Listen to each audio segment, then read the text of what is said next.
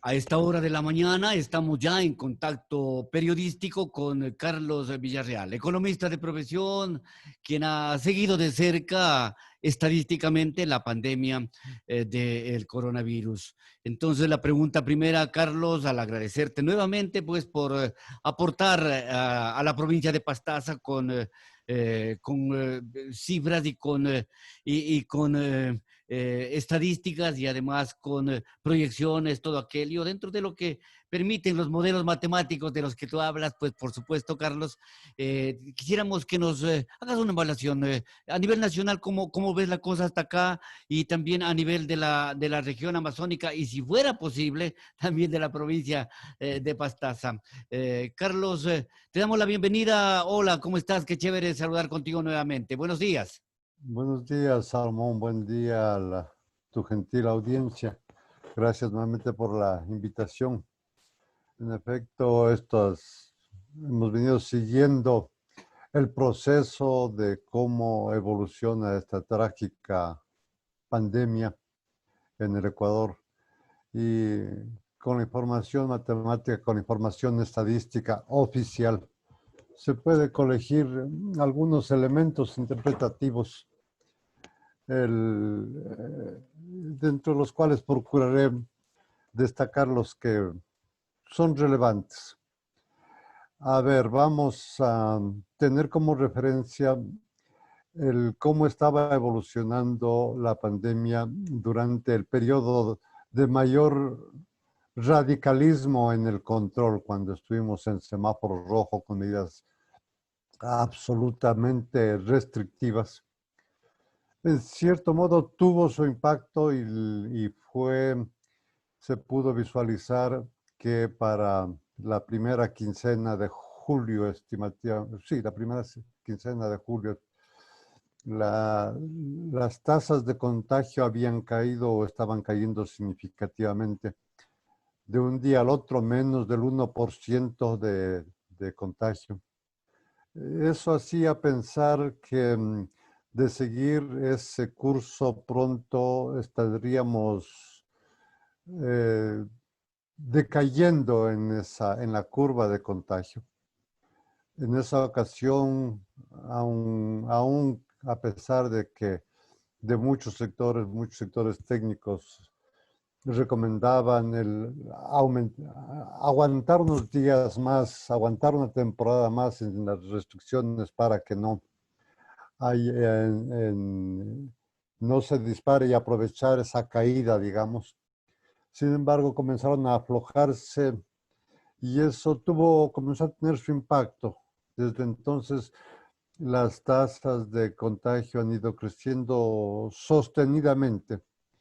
Hemos llegado y está oscilando en un promedio entre el 2.5, 3, a veces pasa del 3.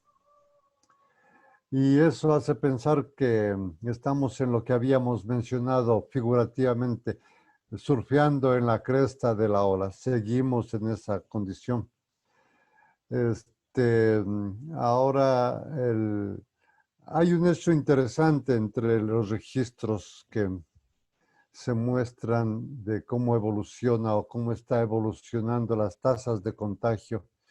Y es que hemos notado que hay ciertos picos, cada periodo hay ligeros aumentos y nuevamente descienden. Y ese periodo coincidencialmente oscila en plazos de cada 15 días. Hay ligeros picos. Eso nos lleva a pensar en que algo se hace cada 15 días o aproximadamente alrededor de cada 15 días, que hace ligeros repuntes. Yo tengo una explicación, posiblemente coincida con el término quincena, cuando más se activa la economía y por tanto más contacto. Entonces, pero así está funcionando dentro de la cresta de la ola. Ahora, proyectar eso depende mucho de cuáles sean nuestros hábitos, cuáles sean las medidas, sobre todo cuál sea la disciplina que tengamos para restringir los contagios. Una medida ciertamente imprudente, a mi juicio, fue, desde el punto de vista sanitario, fue el aflojamiento que se dio por unos días a propósito del feriado. Es de esperar que en estos días ya veamos los resultados, veremos si aumenta significativamente o se mantienen las tasas actuales. Veremos si fue imprudente o fue una medida inocua, lo cual yo dudo. Quizá los beneficios que se buscaban para activar la actividad Ujú. turística pudieran ser demasiado pocos frente a los potenciales costos que podríamos estar esperando en los próximos días. Carlos, yo quisiera consultarte.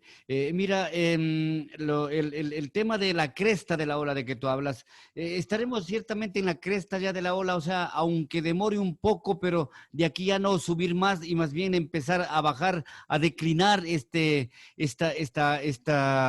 cresta de la ola de la campana, que se vaya completando.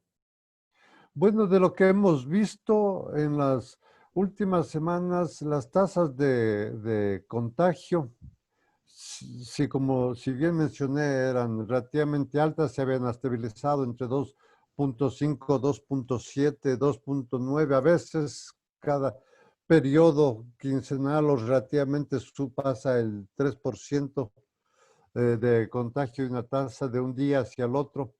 Y así se ha mantenido ya varias semanas. Es decir, que podríase presuponer que esa sería una tasa de contagio más o menos normal, dadas el tipo de restricciones que en este momento están vigentes. Ujú.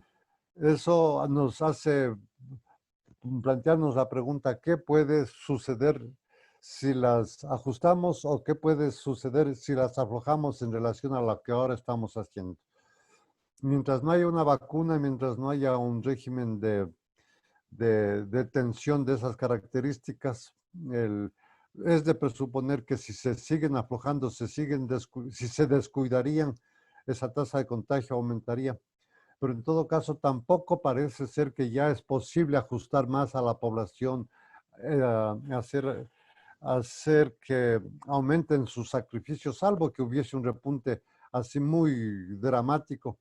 Pero ya parece ser, según mi percepción, que la gente, la población, estamos acostumbrándonos ya a este régimen de impacto de contagios, estamos acostumbrándonos a un régimen de semi-radical, de semi-confinamiento, es decir, el semáforo amarillo.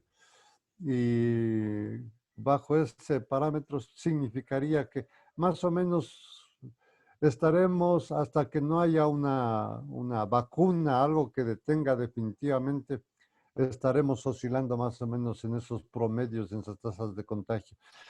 En esta condición, mira, había un razonamiento que era de un médico, ¿no? Que decía, bueno, cuando había pocos contagios, es decir, cuando recién estaba iniciando la pandemia, yo recuerdo cuando aquí estábamos en el semáforo absolutamente rojo y ni siquiera se inventaban lo del semáforo, o sea, no salíamos nadie, ¿no? Para que no entre.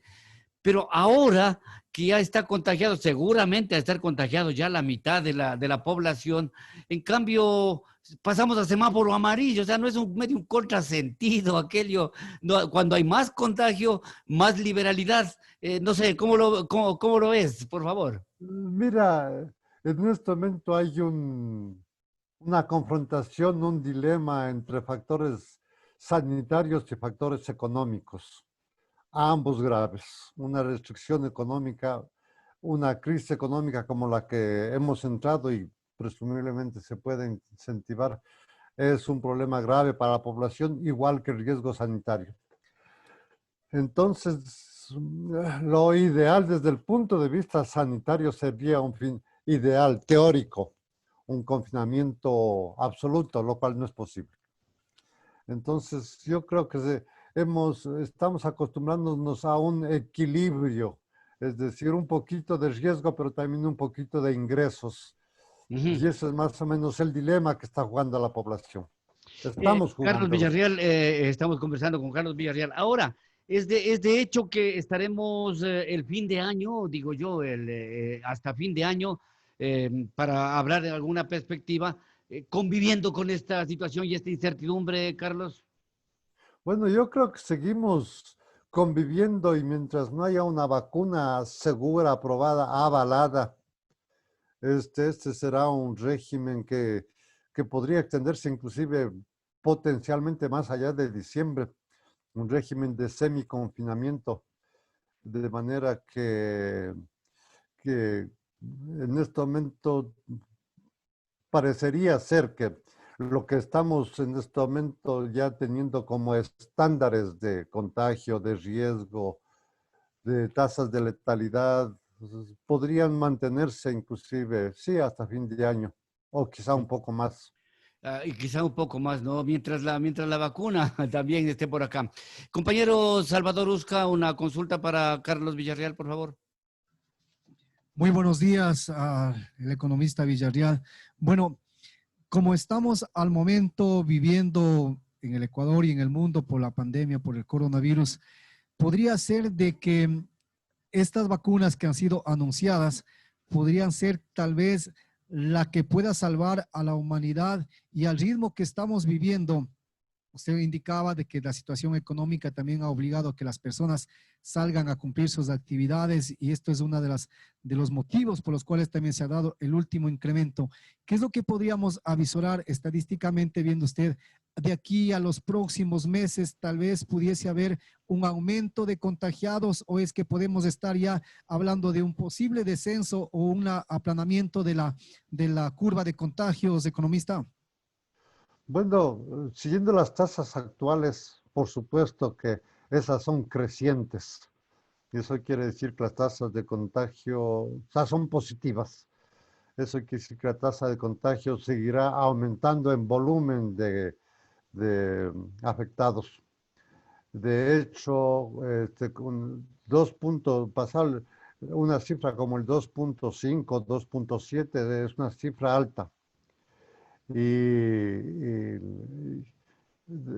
Eso significa que mientras no haya un descenso drástico que no se lo ve a la vista, la tasa de contagio y el volumen de casos seguirán más o menos en ritmos como actuales, que así en términos grosso modo significa 1.200, 1.300, un poco menos de 1.000 casos por día, que es alto, pero eso es más o menos lo que está dando nuestro régimen de comportamiento social frente al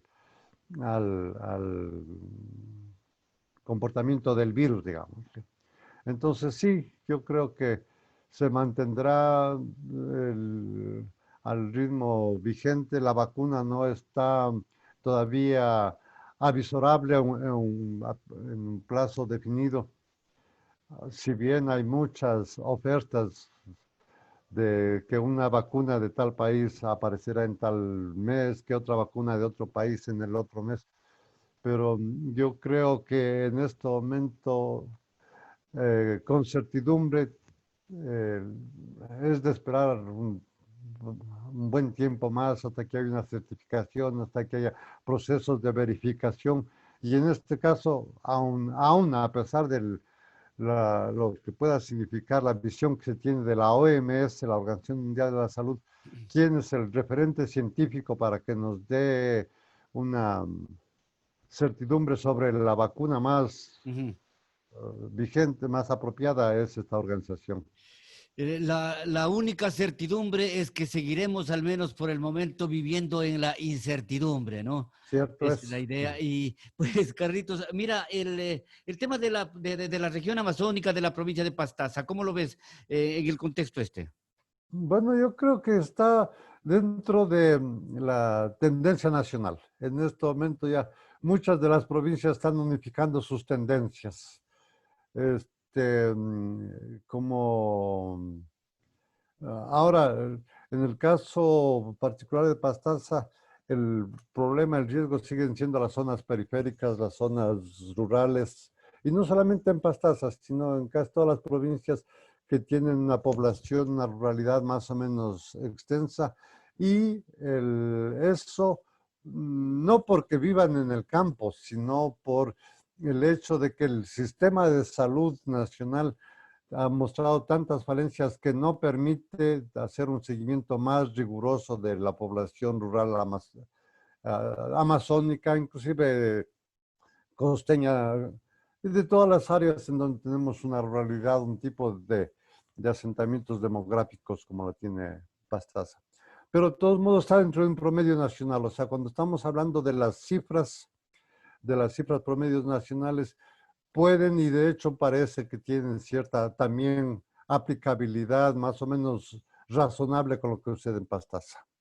Mira, Carlos, hay un tema, ¿no? Que la provincia de Pastaza y 5 de las 6 provincias amazónicas, en términos per cápita y de las estadísticas que lleva adelante el régimen de las estadísticas del COE nacional, pues 5 de las 6 provincias, entre ellas, primerita la provincia de Pastaza a nivel nacional es la que mayor contagios per cápita tiene, es decir, el mayor número de contagios por cada 100.000 habitantes.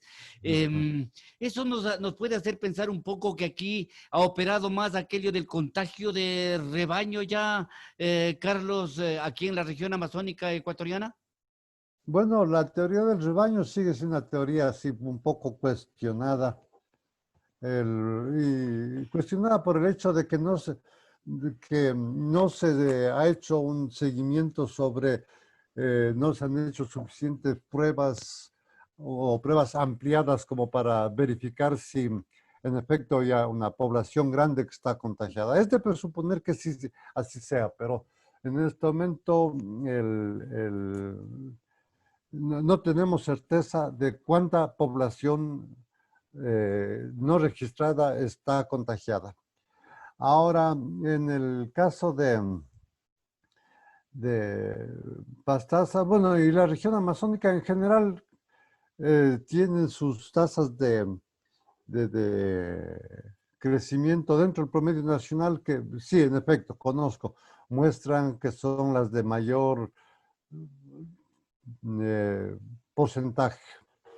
El, una de las posibles explicaciones de lo que mencionábamos es de que Ujú. precisamente por los patrones de distribución demográfica y el poco seguimiento, eso ha favorecido que la intensidad de los contagios sea mucho mayor que los promedios registrados, conocidos en las otras provincias.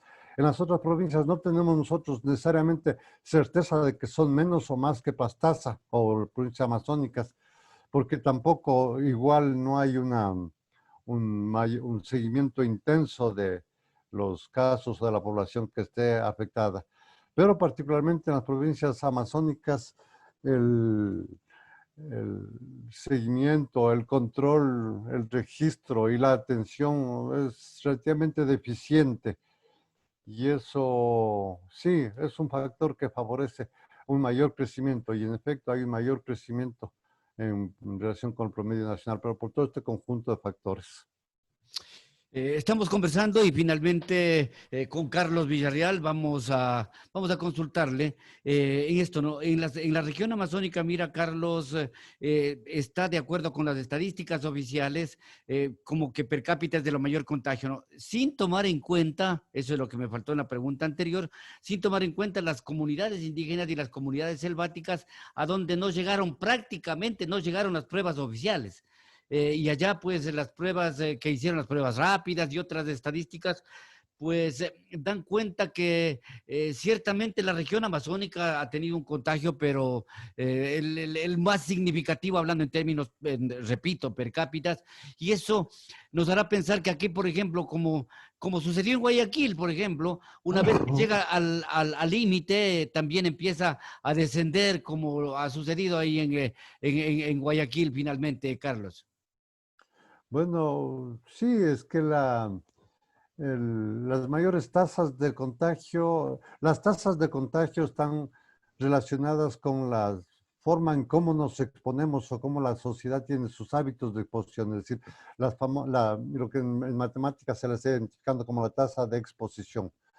Ahora hay provincias, hay comunidades, ciudades en donde por sus hábitos hay mayor contacto y por tanto las tasas de contagio, los casos son mayores.